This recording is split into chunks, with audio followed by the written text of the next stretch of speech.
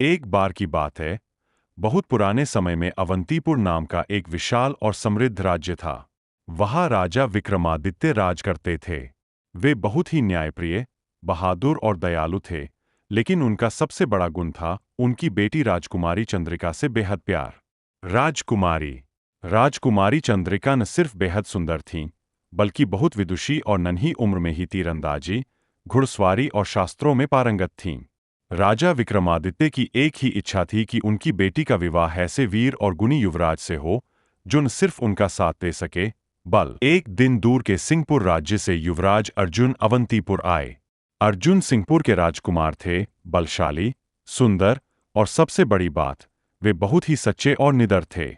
उन्होंने सुना था कि अवंतीपुर में एक ऐसा शेर है, जो रात रात भर जंगल से निकलकर गांवों में आता है और लोगों को डराता है। कोई भी शिकारी उसका सामना नहीं कर पाता था। युवराज अर्जुन ने राजा विक्रमादित्य से कहा, महाराज, अगर मुझे अनुमति दे तो मैं उस शेर का शिकार करके आपके राज्य को इस भय से मुक्त कर दूंगा। राजा ने हंसते हुए कहा, बेटा, यह शेर कोई साधारण शेर नहीं है। यह जादुई शक्ति वाला है।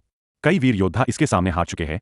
अर्जुन ने मुस्कुराकर कहा, महाराज, मेरे पास ताकत से ज्यादा विश्वास है।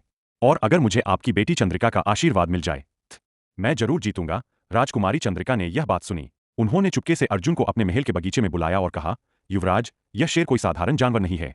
यह एक राक्षस है, जो जादूगर कालनेमी ने भेजा है। वह चाहता है कि अवंतीपुर कमजोर हो जाए। अर्जुन ने पूछा, तो इसका अंत कैसे होगा? चंद्रिका ने एक छोटा सा ताबीज निकाला और कहा, यह मेरी मां का दिया हुआ ताबीज है। इसमें देवी दुर्गा की शक्ति है।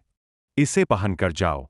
लेकिन याद रखना, शेर को मारने से पहले उसके माथे पर चमकता हुआ नीला निशान देखना। उसी समय अर्जुन ने तीर छोड़ा।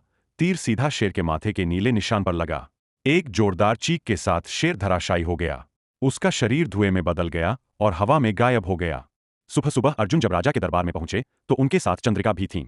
राजा ने आश्चर्य से पूछा, बेटी, तुम यहाँ कैसे? चंद्रिका ने मुस्कुराते हुए कहा, पिताजी, मैंने खुद देखा कि युवराज अर्जुन ने न सिर्फ शेर को, बल्कि मेरे दिल को भी जीत लिया। राजा विक्रमादित्य ने दोनों को गले लगाया और कहा, आज से तुम दोनों का विवाह हो। अवंतीपुर और सिंहपुर हमेशा एक रहेंगे। और इस तरह राजकुमारी चंद्रिका और युवराज अर्जुन की शादी हुई।